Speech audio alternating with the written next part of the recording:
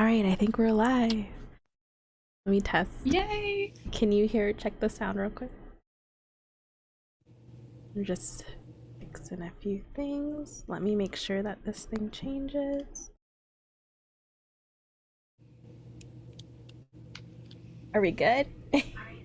Okay, I think we're good. All right. Hi, everyone. Thank you for coming and joining another episode of Dear Lost Mama. Today, I have with us Katelyn. Say hi, Katelyn. I'm going to let you say your last name because I don't want to mess it up. It's O'Rourke. O'Rourke, yes. And she is joining us from Tennessee. You want to tell us a little bit about yourself, or would you like to just dive right into the story, wherever you want to start?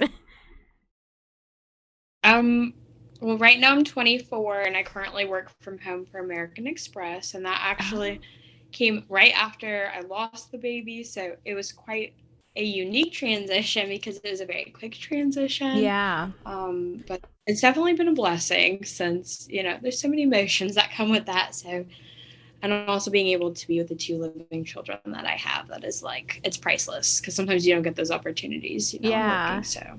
So are you working blessing. You're working from home, you said, or Yeah. Okay, that's awesome. Yeah, that's definitely a dream. I would love to work from home. It's amazing. Awesome. Yeah, I'm sure, and especially with your two little ones, that must be really nice. So I know we're here today to talk about baby Ella.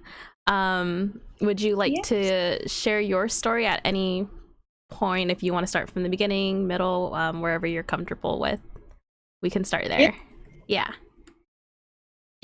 Okay, so when I got pregnant with her, I immediately knew. I had this gut feeling, and I was very same cycle every single month. I missed one day and I knew immediately, because that's how it was with my other two. Yeah. And so I was like, I know I'm pregnant. I just know. So I took a test, and my husband, he was just elated because he was just, he really wanted a baby. And I was like, all right, well, I mean, we've got two. So okay. So baby Ella was your third? Mm-hmm. Okay. Yep. So we went for the first ultrasound, and they were like, okay, you're just super early. Because again, I found out immediately. And so we came back, and we actually had to do 3 in the ultrasounds in the very beginning, because they just couldn't find her in the sac. Mm-hmm.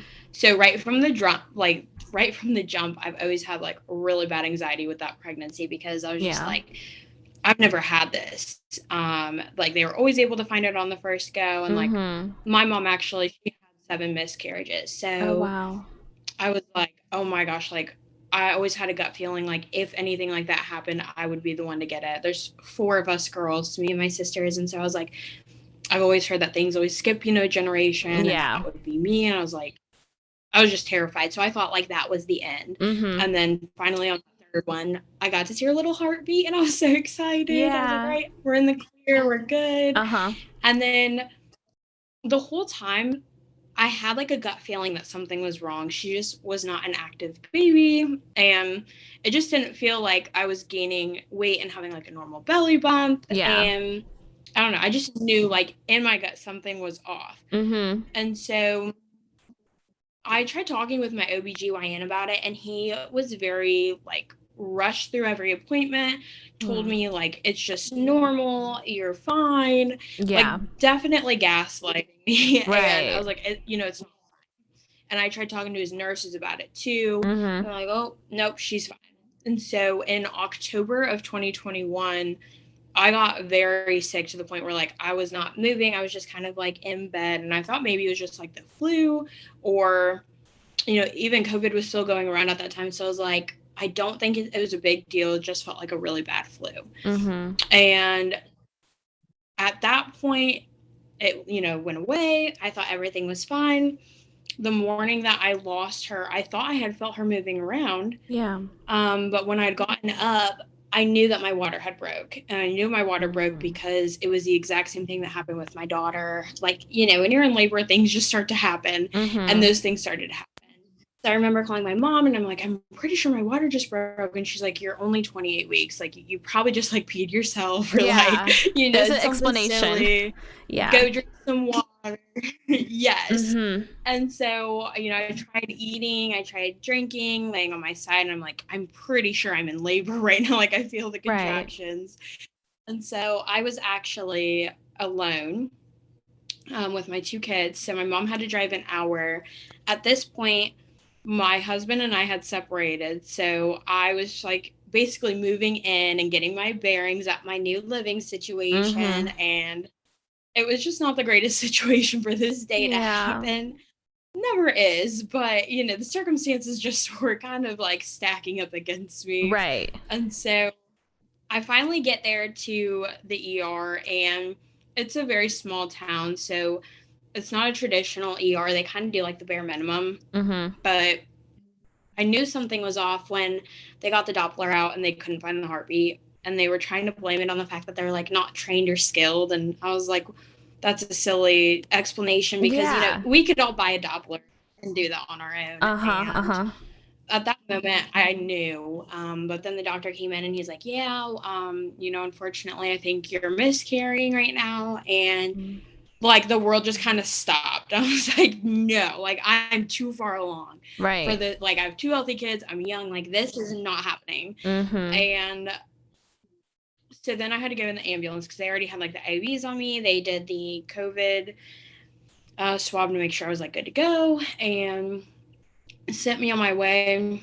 It was 2 males that were in the ambulance, and the one that like rode in the back was just a little like tone deaf. Like he was complaining about how like hot it was because their AC was out. It's like the stupidest things you remember in like these most traumatic situations.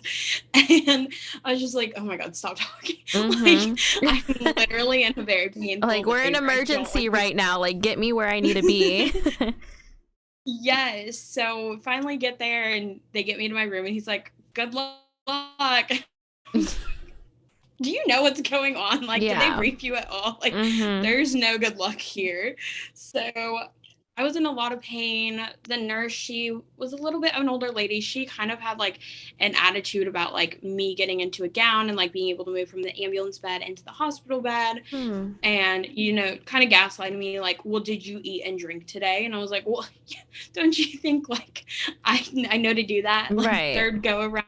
Yeah. And she, was just like extremely rude about it. And then they said, okay, we're going to have ultrasound come up, do another ultrasound just to like see what's going on. And I saw the screen and the look on the lady's face, and she's like, all right, like the doctor will be back. And I was like, oh my God, like I don't want to hear the words. Yeah. And then the nurse came in and she's like, so ultrasound came up, and I was like, yeah. And she's like, well, how do you feel? And that's how I found out. Like they didn't even say it like that, just confirmed my fears. Oh, like, wow. She's gone. Yeah. Yeah. So they just didn't have communication between the 2 of them either. Like they were just no, not at all. It was a mess. So that's obviously not like how I wanted to find out. But at that point I was like, okay, like this is mentally where I'm at with this. And I think at that point I just completely disassociated from the whole situation. Yeah. Like I knew I wanted an epidural.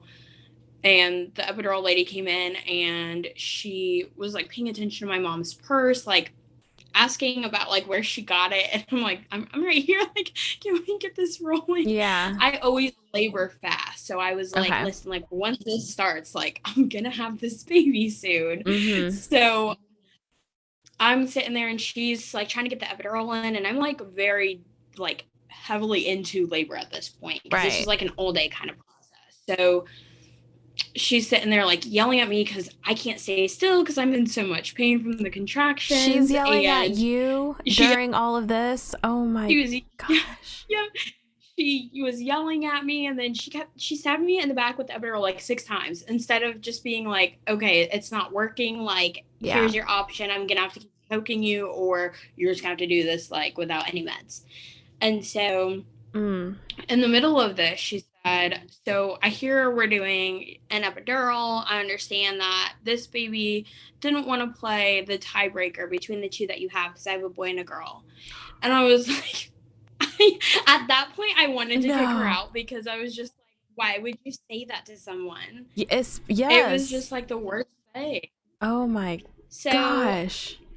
finally she got an epidural line in my back, and I'm sitting there, and she's like mad at me because I'm so visibly in pain, and she's like, you shouldn't be in any pain right now. And I was like, well, I am, so I don't know what you want me to do. So her, the nurse, the doctor, they're all talking, and they're kind of like in their own little world, a little loud. And I felt pressure, and I was like, she's here, and the whole room just went silent. And they're like, what? And I was like, she's here. And so they're like, oh my gosh, like that's probably why the epidural didn't work, because you were so close to, you know, having the baby. And I was like, well, isn't that something you guys should have checked? Like, yeah. It was just not a very good process at all. And so I gave birth, and like in that moment, like I just was like numb to everything. Like they're, you know, cleaning me up and everything, and like seeing her on the weight thing, like to see like how much baby weighs, is like I didn't even want to look, because I was like, yeah, oh my gosh, like this is a nightmare. And so finally they gave her to me, and I had a really hard time like looking at her, which is so like sad to say, because she's my baby. Yeah. But my mom was like, do you want pictures? I'm like, I don't want any pictures. She's like, you're gonna want pictures. Like in this moment you may not, but I promise you, like when that's all you have left. Right. So she took pictures, and then I had a lady come in to take labs, and she's like, here's the bracelet for you and baby, like, you know, whenever. And I was like, there's no baby coming home. Like, and they put a little like notice on the door, you know, saying like, this is a lost room. Like, don't be coming in here talking about the baby and being all excited. And so I was just like, you, like, everyone in this hospital needs to not take any lost parents, because you guys suck at this. Oh my gosh. The communication just sucks between everyone there. I'm so sorry you had to deal with all that. On top of, like, the experience you're going through, like, they didn't make it any better. Exactly. Like, I think if I went to a different, bigger hospital, like where I was supposed to originally deliver, I think I would have had a better experience, because that's where I delivered my other two, and I always had a good experience. And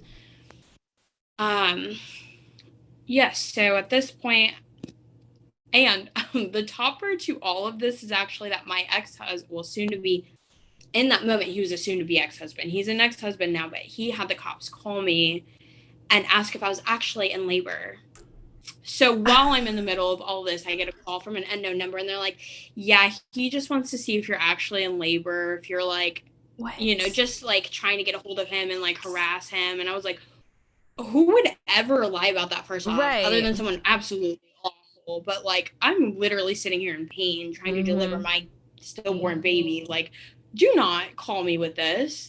So they wanted him to like come up to the hospital and sign papers, and he was like, I'm not claiming that baby. That baby is not mine, which we planned and wanted that baby. Yeah. So it was just like trauma on top of trauma on top of trauma. Yeah. And so my doula, she comes in, and me and my doula had never even had a chance to meet, because I lost the baby before we could even meet for our first appointment.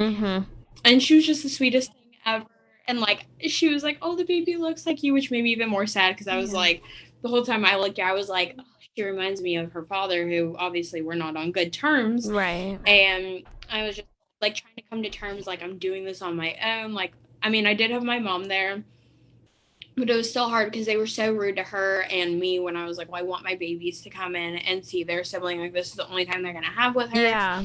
And my oldest, so my youngest daughter, who's living, she and Ella were actually supposed to share a birthday. So my youngest daughter was not supposed to be born until January 12th, and she was born 2 weeks early on her own accord. And Ella had her birthday as her due date, and then she actually was born 2 days before my oldest birthday. So it was not great, like, timing for, it's like those dates are just so hard to be excited and happy about. Oh, I'm sure. Think, like, what should have been and what could have been. So yeah, I mean, I will shout out the nurse that was there the next day, because she had lost a baby too, and she was just the sweetest thing ever. And most of the day shift nurses, they also like had experienced something similar. So it was a very good team, but I only got to be with her for a couple of hours, because they wanted to do an autopsy on my behalf to see what was going on. So they, you know, still had to have her be viable, essentially. Yeah. And like, walk out of the room, like, knowing that's the last time you're going to see your baby, was like, oh my God, that was just like shattering. Yeah. And leaving the hospital with no baby, it's like, oh my goodness. Like, it's just those, like, milestones you don't even think kill you. Like, in the moment, like, you know, you still get your milk in, and then when you have your first period after a loss, it's like, there's just all these reminders stacking up. And I, like, had to plan the funeral on my own because her father wasn't involved. And thankfully, all these charities came out, and they came together to help with, like, her burial costs. And I'm so grateful for them, because I could not have, like, done it in that moment, because no one plans to bury their child before them. Of course. And it was just the most heartbreaking thing. So, I mean, I definitely, like, even my doula after the fact, she's like, I know I didn't, you know, actually get to work with you or anything, but if you want me to go to your 6-week follow-up appointment, I will. And so we went. Yeah, it was amazing, except for the doctor was telling me the reason why I couldn't feel her was because I was fat. And, oh, like, my gosh. Please tell me you fired that gyno and went to a different person. I didn't even. Gosh. So the doctor that delivered her was going to be, like, I initially wanted a baby, like, right away. Yeah. I was like, I need to, like, replace this hole in my heart. And so he was going to be, like, my go-to person. And then at one point I was like, no, I don't want a baby. Like, I'm not in the mental state. I can't go through this back to back if this were to happen again. And, but yeah, I mean, that 6-week appointment was just like, I told him, you know, I told you this whole time, I knew something was off, and you wouldn't check. You could have done another ultrasound. And he's like, yeah, I could have, but I didn't. And I was just, like, appalled that, you know, he's just taken this so lighthearted. Like, this wasn't supposed to be my baby. Yeah. And he even came in, like, late. The autopsy papers, he said he didn't have, but the people who did have the autopsy papers, who I delivered with, they sent over the papers as soon as they got them. So it's just a matter of him not wanting to own it. Like, he messed up. And I didn't pursue it, like, you know, with the hospital, or, like, try to sue him or anything, because I know those cases are so hard to prove.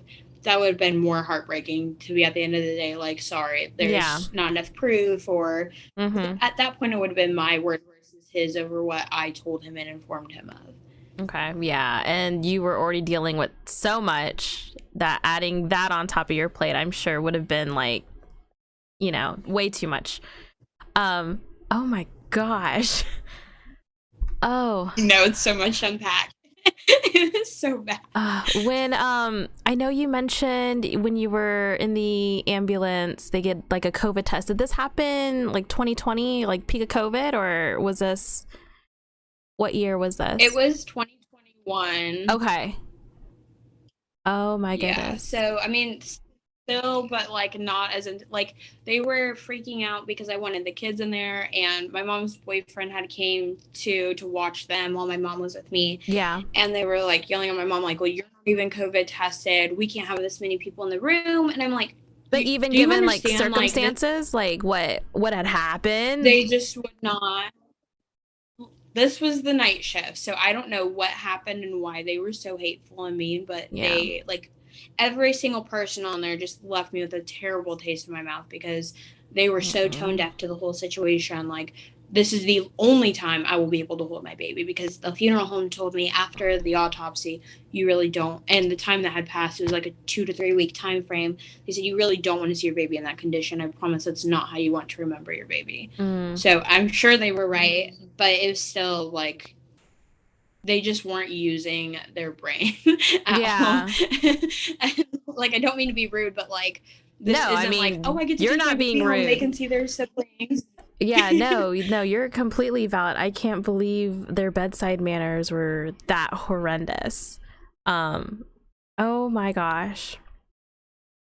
So, you said you were with, so did your other children end up being able to come in at all, or no? No. Because of the COVID situation? Yep, they came the next.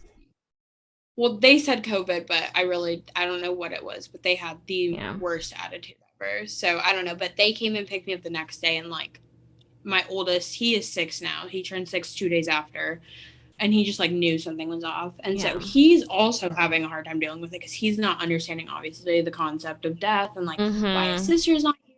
So it makes my heart break even more, because, like, I can't cope with it either, but, like, I know. I had, like, I wish I could be a better person to go to, because I am your mother, but I can't even like mentally wrap my head around it. Like the days following, even like now, like it's still so much like anger and rage and sadness. And like I feel bad because sometimes I catch myself being a little testy, and I'm like, it's not their fault. Like I don't want to take it out on them in my sadness. Mm-hmm. And I'm like, obviously, I'm so grateful for them. Right. But when you go through something like that, just like the whole world angers you, because it's like, why did you get dealt this deck of cards? Like, what? No one deserves it. Right. And you're dealing with, grieving while still having to show up every day for your other two babies. That in itself is, hard, because you're still trying to cope and understand and make meaning of, this tragedy. Did the autopsy bring any sense of closure, any reason for why baby Ella came so early and what happened, or? No, not really. They said it was just like something wrong with my placenta. And I also have where I have to get the Rogram shot, and I don't believe I even made it to that point in my pregnancy to be able to get that. So I don't know if just our blood types, maybe something happened there. Okay. But every time I try to like talk to the OBGYN about it, the old and the new one, it was always just like, well, this may not even happen again in the future, so don't worry about it if you do want to have more kids. And it's like, you can't just go on to get pregnant again and not think, what if, because I thought I was in the clear after 12 weeks. And obviously, like, that wasn't a thing. I thought I was like the last person that would be at risk for something like that. Yeah. So it was absolutely terrifying. And like the year prior in 2020, I almost lost my other daughter to RSV and pneumonia. And I remember her being intubated and saying, like, I don't know what I would do if I lost her. If I ever lost a child, I just couldn't go through that loss, because my oldest also had to be intubated, or he had to have oxygen because he got really sick as a baby. So they had two different things, but it was just like, it was just the worst feeling. Like I always go back to that conversation. I'm like, that was the worst foreshadowing of my life. Like I hate that I ever said that. Yeah. But I mean, like I don't know what to do with myself at this point anymore. It's so hard because it's just a constant reminder. It's not like something simple that you can just go to therapy for. Like, yes, you can go to therapy, and I did try that, but it's not taking away the ache. It's not taking away the constant reminder that my baby's not here. Yeah. Yeah, and then especially with like you said, the birthdays and the dates all kind of falling and lining up in that time frame together, I'm sure doesn't make it any easier, like trying to, celebrate and be happy for, your children who are here for their birthdays with, what happened, to Ella. That's got to be very tough. So how has that been? I know it's still early, fresh, 2021. Has your grief as you are parenting, your children now, has that evolved at all? Has it changed? How's that been? I don't think so. I think there's days that I can kind of like be numb. Yeah. But it's at this point, it's more of like, I'm here and I'm like living, but I don't really feel like I'm thriving. I don't feel like, and I am doing like great things. Like I'm working, I'm getting my master's, I'm doing all these great things I should be proud of. But it's still like overshadowed by like, I want to share that success with all of my children. And like my child, she is buried in another state because that's where it all happened. And I moved because the house where I like started labor and where like just that state itself is very toxic, and there's so many sad memories there. So that makes me feel even worse, because when I'm sad, I can't just, hop in the car and go visit as much as I would love to. Yeah. And so like anniversaries of like her death, we tried to make the best of it with bringing the kids and doing like cupcakes and a balloon, and but it's like, I think that's making it even harder, because it's like, I don't want to be celebrating here. I want to be celebrating with you and like seeing your little smash cake and all that stuff, and what could have been, what should have been. Yeah. Yes. And so I mean, I didn't even get like maternity photos done, because I always thought they were, like, whatever, like, I'll have them in a few months, it's okay, I'll take my own pictures.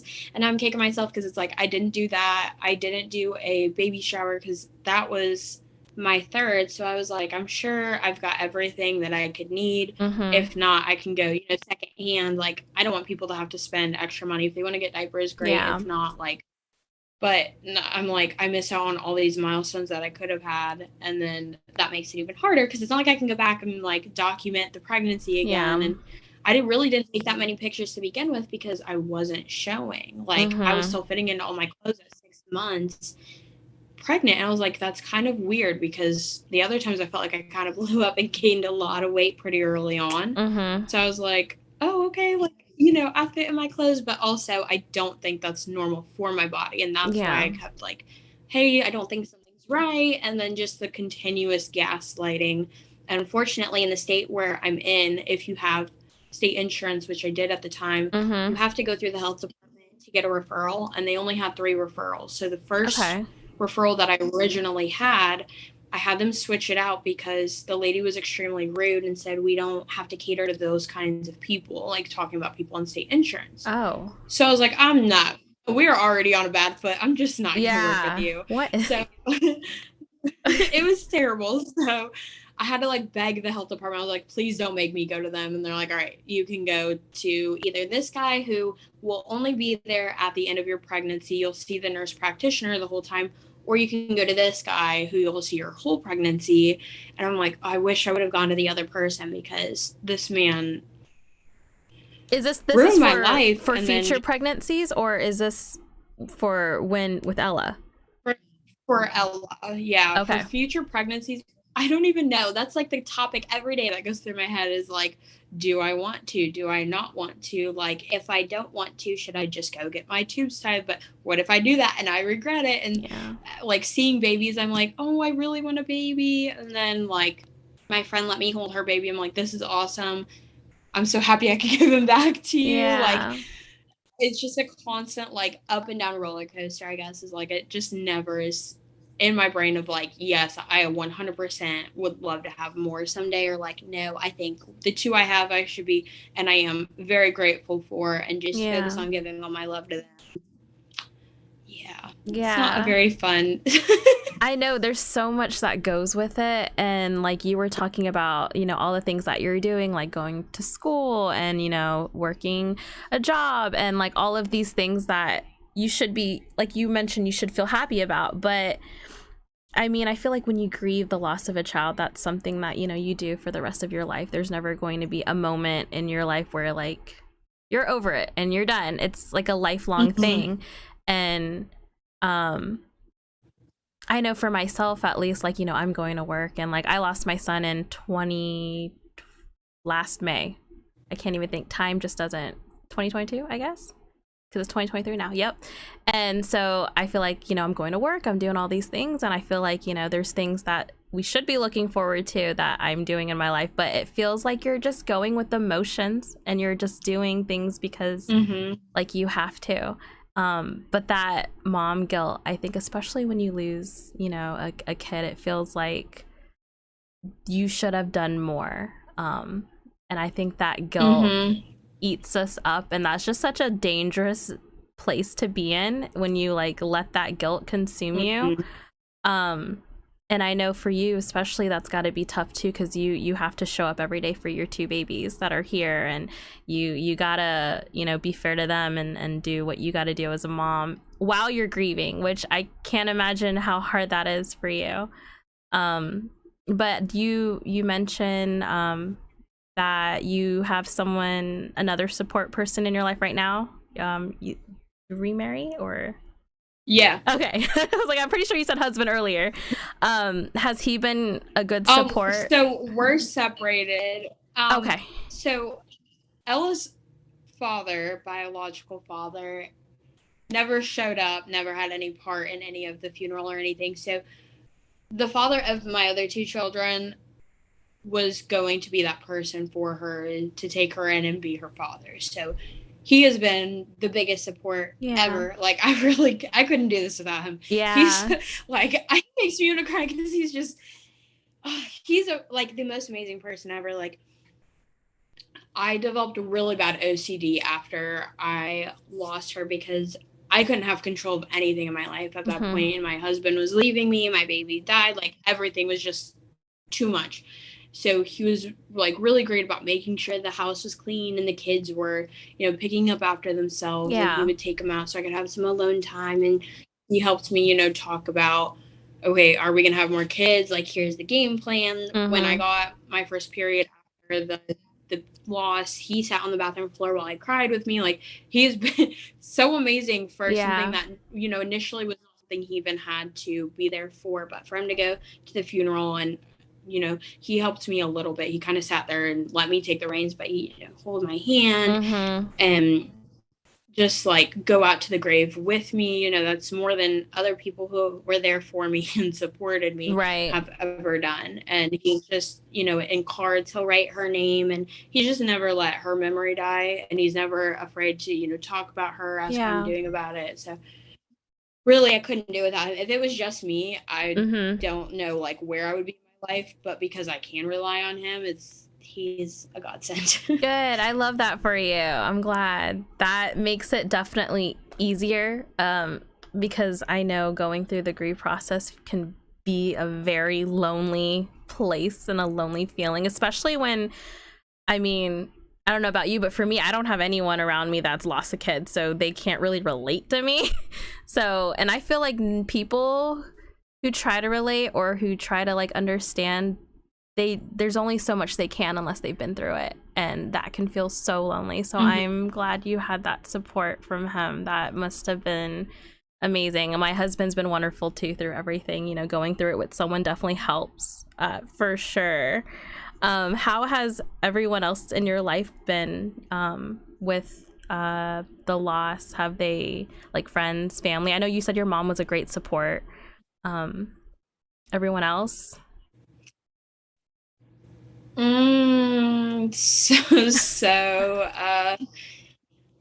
got people like my mom and the father of my other children who have been there for me. And then I've got people like someone who the baby actually was partially named after. They share the same middle name, who actually today told me she was, just a baby that died, and, all these like hateful things about how I shouldn't be, talking about her because it's just going to keep my pain going. And, like her funeral, she had more important things to do, and just all these like terrible things that I didn't really, I still don't. Girl, like, I'm so angry for you. I'm like fuming over here for you. Oh. Yes. Like, it just happened today, so it's still very fresh, and I'm still trying to like process it, but you don't, I mean, yes, you definitely have more empathy for someone like if it's happened to you, but you can still have sympathy for something even if it hasn't happened to you. Oh yeah. Like, and for it to be like, well, she's just a baby that died, like, this baby has a name, and this baby also shares a name. She was named after you because of the big impact that you've had in my life. Right. And for you to keep downplaying like all these things, and it's like, again, her funeral was in October of 2021. So for all these things to like just start coming to light, and like it's kind of like, what, like, why wouldn't these things be addressed before I named my child after you? Because I thought she considered her as like a niece, and for her to be like, well, like, things happen, and like, no, things don't happen for me. I don't believe that anyone or anything needed my baby, or there were any set of circumstances. There wasn't.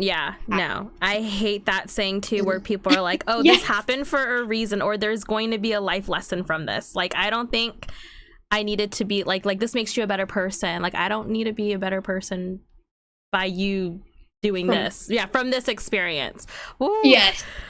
Oh my gosh. Yeah. But other than that, like, no one really acknowledges her still. I mean, that's the hardest part for me, is like, they think it's gonna hurt me, maybe. I don't know, but I will never be upset if someone, like, on the day that she passed, like her anniversary, I really heard like radio silence from people that I figured would have been like, happy first heavenly birthday or something like that, or are you going out to the grave? Can we join you? Yeah. And just those things haven't happened. And it's weird because, like, if I had someone in that position, like, my mom she lost all of hers very early on.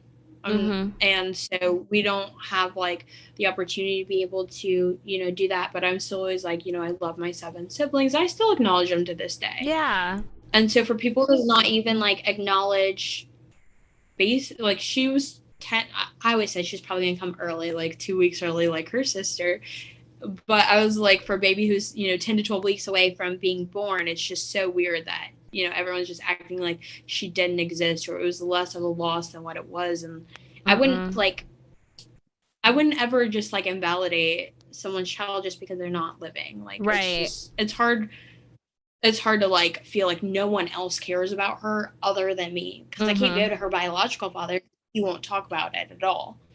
So the one person I thought that would like get it, I can't even be like, do you get it? Like, right. Because like obviously the father of my other 2 kids, like he gets it to some extent because he was going to step up and be a dad for her, but that's still like, it's not the same thing. Right. Because we weren't really like in that role until the very end. And so it's just like, I just want someone who gets it, but the people that I would think would get it and be there to support me, like, not really. Yeah. Like, I had friends during the time where we were all pregnant at the same time. Like, one of us were like 2 days apart. Like, we were all very close together. I feel like after I lost her, like, they kind of also fell off. And I was like, what? Like, yeah. How would you guys feel if at this moment, like, you know, that unimaginable happened? You would want, like, you know, an army or a village behind you.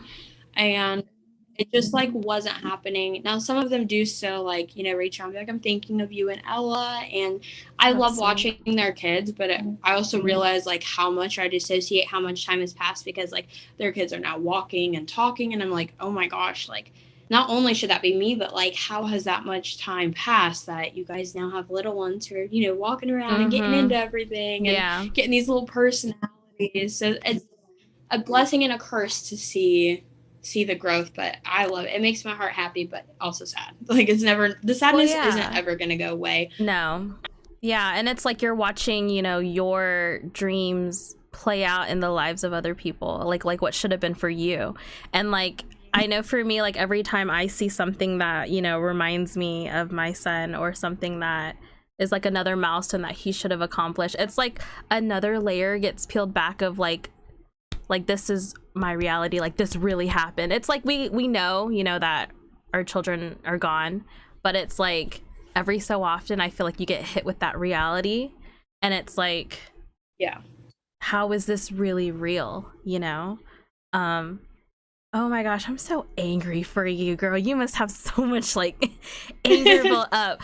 Oh, like you were saying about like how people who, you know, it's true, like you don't have to gone through the same thing that we went through to have a little bit of empathy for people, to at least like be a decent human being and say like, oh, like acknowledge that you're hurting and sit with you in your hurt. At least for me, I realized how many people, how small of a circle I really do have, like the few that I can really depend on. I feel like you really find out who is there for you in like life-changing moments like this. And have you like had to cut friends out and like keep up boundaries for your protection, for your heart? Or have you are you trying to figure out like a way, I guess, to have them all still with you? So, well, the interesting thing about like the small circle thing is like, I feel like a lot of people came out of like the shadows and the woodworks to try to like get on my social media and be like, you know, what happened? Like trying to look at all my pictures and my posts, people that did not like me at any point in life, you know. Obviously I appreciate like I'm sorry, I'm thinking of you, but I also know like if you weren't there in my point of life, that you were checking in on me in my pregnancy, or even knew I was pregnant, and you just heard like, oh, Katelyn lost her baby, and then that's when you're coming and trying to friend me and look at what happened. Yes. No. Yes. I feel like it's the people that are, I was telling my friend this a while ago, it's the people that are there for the hype And then when the hype dies down and the months pass away, like, who's still really sending you their prayers and their love and their, you know, their thoughts? That's what makes the difference. I feel like people just want to be there for the moment. And that's sad. That's sad because, I mean, that's not genuine, you know? No one wants clout off their baby dying either. Like, it's just, it was like very weird energy. And it's like, now that my friend has like expressed these emotions about the baby, I have to think like, okay, like really, where do we stand? Because I don't want to throw away 10 years of friendship. Yeah.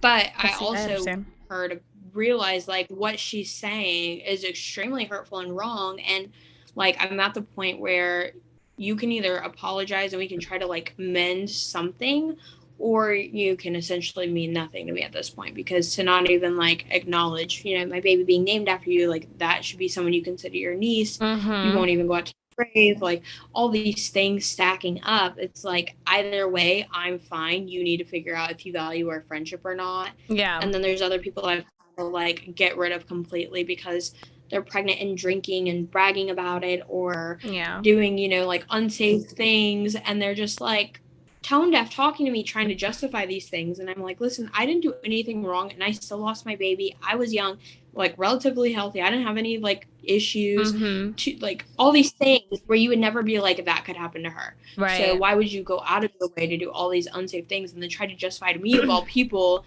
like, it's okay, my baby's gonna be fine. It's like, just stop talking. Like, I don't want that. Yeah. I know my husband and I always talk about like how unfair it is that, like, you know, we did everything by the book. Like, we were careful. We did all these things right. We didn't eat sushi. We didn't do all these things that like you're supposed to be safe about. And then you have people, like you said, like friends drinking and stuff while they're pregnant, or people who, I don't want to say don't deserve kids, but like there's people in the media who like abuse their kids or like do things, and it's like, why us? You know, like, what did we do? And it makes us so mad that like you see everyone, you know, who's so blessed, and you know, they get to have these things and take it for granted. And so I don't know, that's just a whole nother can of worms. I know you were talking about like you were like on the fence about wanting to have more children, and like just the fear of, you know, what happening again. Is that where you kind of stand? Like, you're just kind of still processing the grief from Ella? Yeah. And so our second daughter, her second child, first daughter, yes, when she had the RSV and pneumonia, she also was found to have a rare chromosome disorder. Okay. And so that was always something else that we worried about, because every child now has a 25% chance. None of us were carriers, but it's just obviously, you know, a risk whenever you have more children. So that was always going in my head, is like, okay, could she end up with this? But it was never like, could she end up passing? And so that was also like, I wish I would have fought a little bit harder to see if they would have done that genetic testing, because there's so many variants of what my daughter has. They all have different side effects. Like, what she has, only one other person in the world has the exact same strand. Wow. And the exact same, yeah, it's like a huge umbrella of all these different side effects. They don't have enough research on it to know like why it happens, or actually the potential of what could happen. But I always wonder, like, did, you know, Ella have something genetic that could happen? And if so, like, could that also happen in the next pregnancy? You know, I was willing to take, like, obviously take on any risk, like, because I wanted that baby. I love that baby. I hoped and wished for that baby. Yeah. But I always knew there was, like, some risk, but that was not the risk that I was expecting. So now it's like, okay, I would love to have another baby, not right in this moment. There's so much going on in my life. I barely have a second to breathe. But, and I am only 24, so I know I can hold off. But I also had my oldest at 17. So it makes sense that if I were going to have another child with my middle child, Ella's my youngest, but with my middle child, she's 3. So that's kind of like the age gap that I love. But I'm also like, at no point right now am I ready to have a baby.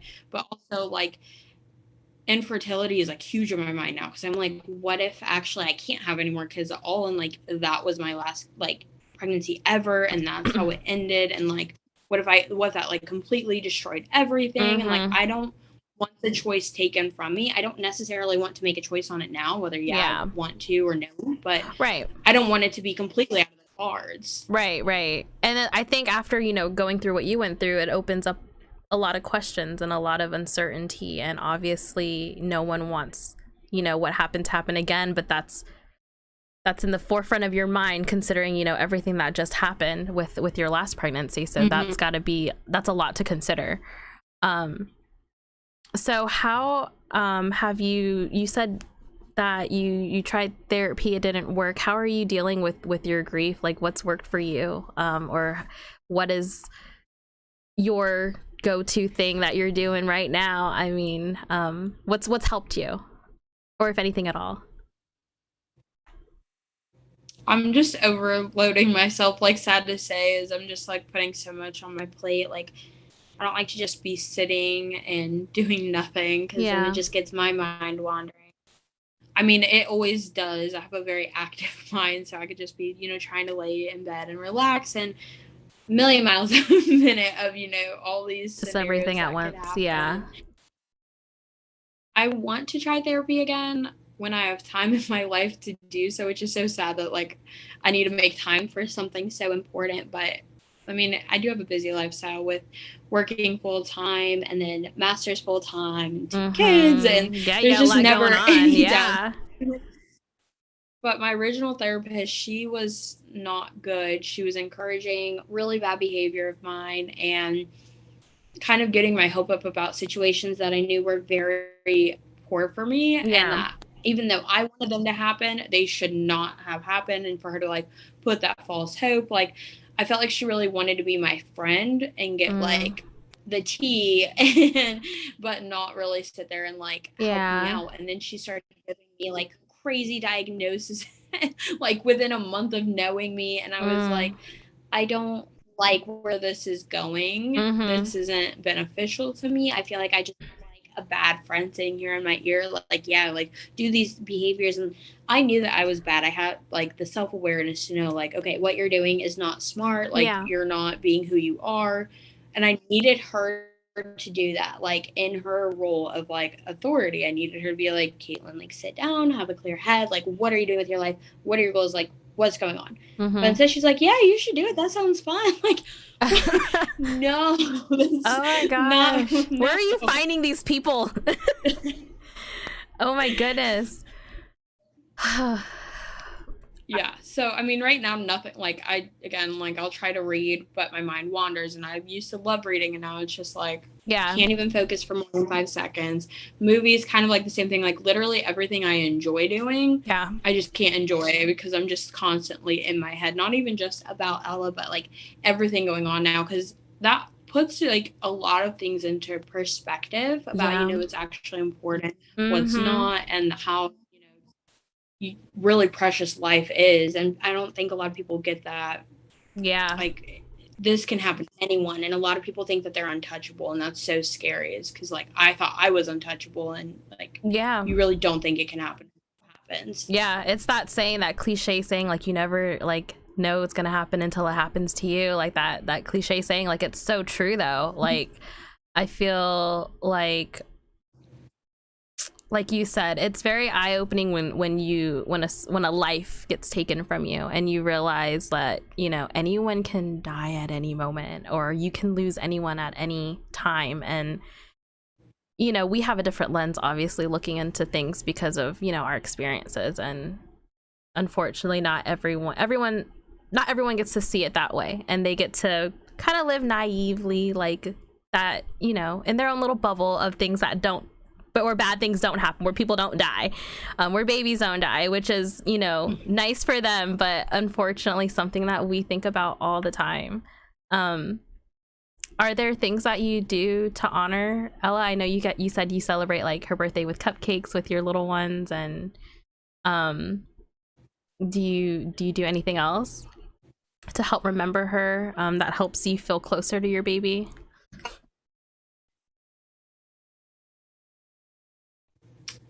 So I've got a tattoo for her that has her hand and footprints, I love that. like true to size and everything. I Yeah. love it. It's all, like a huge piece on my arm, so like every time I like rub my arm or look at it, I just like the happy little, I have her with me, and then Yeah. like her baby blanket. I have not washed it since because it's like I don't want to. Like, you feel like if you wash it, you lose your baby. Yeah. So, like all over again. So I've got that, and I'll like sleep with it, and the teddy bear that came with her casket, and all of like her memorabilia. I've got everything on display, like different parts of the house, and it kind of helps to have like a little piece of her in every room. But it's also sad because it's like a reminder. I just want her, like yeah, like I just like I don't want the stuff. I want her, and it's bittersweet because it's like I'm so happy to honor her in my home and on my body, but it still is like it doesn't make up for it. Right. I don't think anything will. And it sucks that it has to be like we have to do things like that when they should really be here. I know, like I was talking to someone about this the other day. Like I have so many, thankfully pictures and videos of, my son. But sometimes I realize now, like looking at them, you become kind of numb to the things, like the videos, the pictures, the blankets, the little things. It's like, it becomes like not enough anymore. Like it's never going to be enough. Like there's just that feeling, that empty hole that just nothing's going to really satisfy it. And it's hard to think that that's what, I mean, I'm sure, I don't know, we're still early into our journey. People say it gets better, but like I just feel like it's hard to imagine that this is how it's going to feel for the rest of your life, because I mean, you're never going to stop grieving. So that just sucks all together, It does. Yeah. I don't know. I've had so much like rage from the situation. I think it's also really hard to lose a baby so far along, because when you see other babies that have like been born in that same like gestation time frame and they're like thriving and doing amazing, you're like, why didn't I get that chance? Like she didn't even have a chance to be resuscitated. It was immediately like, there's no heartbeat, there's nothing we can do. And it's like I wish that she had that opportunity to like be saved, because oh my gosh, it makes me so sad, like knowing the life that she could have lived and everything that we had planned. And like I know that day I like was rubbing my belly and I was like, it's just you and me against the world, and like we got this. I was talking to my friend and I was like, I'm so scared to have this baby because her bio dad was talking about when she gets born, he was going to try to like take her from me. And I was like, this is the only time that I can protect her from the world. And like, I'm just terrified for what will happen when she's born. And then I ended up, I was actually in labor at that time. You didn't even know it. Like, it's just like the whole thing is sad. Like there's so many words to explain it, but really sad is like the only one that you like encompasses all the things. There's so many things like you don't realize is going to set you off. And like I can look at a baby, be perfectly fine, and then other times like I want to cry, and then sometimes I have her blanket and I'm like, this is so nice, like I'm glad I can have this. And other times I'm like mad, like why is this all I have? And then you're watching a sad video on TikTok and something like just makes you cry. Like out of nowhere. You literally so it's just like my emotions have never been the same. I feel like when she died I like lost a part of me, which I mean I did, and so it's like I'm still trying to like get back to it, but everyone's like, you should be like 100%, like you've had enough time, your kids are here, you need to be fine for them, like all these things. It's like that's not, and of course it's people who've never been in the situation. I don't understand, like that's not how this works. Like there's no magic button that's like, all right, a year after you're gonna be fine. Like there's like a handbook, like follow step 1, step 2, step 3 and you're gonna be healed. Like I mean, I wish there was a way that could take away all this pain, but it doesn't work that way. And that's what sucks, is that this is now a part of our life. Like whether we find a way to cope with it down the line and it gets lighter as we go on, but I feel like this is just a part of who we are forever, and that's a hard pill to swallow, you know, like something so life altering. And yeah, that's the sucky part about grief. I feel like every little thing, I made a post a couple days ago where it was something along the lines of like, I see you in everything, like even the littlest of things, like I find a way to connect it back to you. And like I could like be in a store and I could look at, I don't know, some blue pillow or something. It has nothing to do with my son, but I'll think, oh blue is boy, oh boy, my son, and like I make a connection and all of a sudden I'm crying and I'm like, that it was a pillow, you know. But like you find a way to connect it back to you know what your heart's aching for. And that's just, I think, the crummy part about grief is that it comes when it wants to. And yeah, I don't know. I'm still figuring out how to live with it and deal with it. I feel like every day is something different. And people always say it's not linear, which is so true. Because I feel like women, I'll be like, all right, I'm having a good week. It's all right. And then like the next week, oh crap, I'm like on day one again.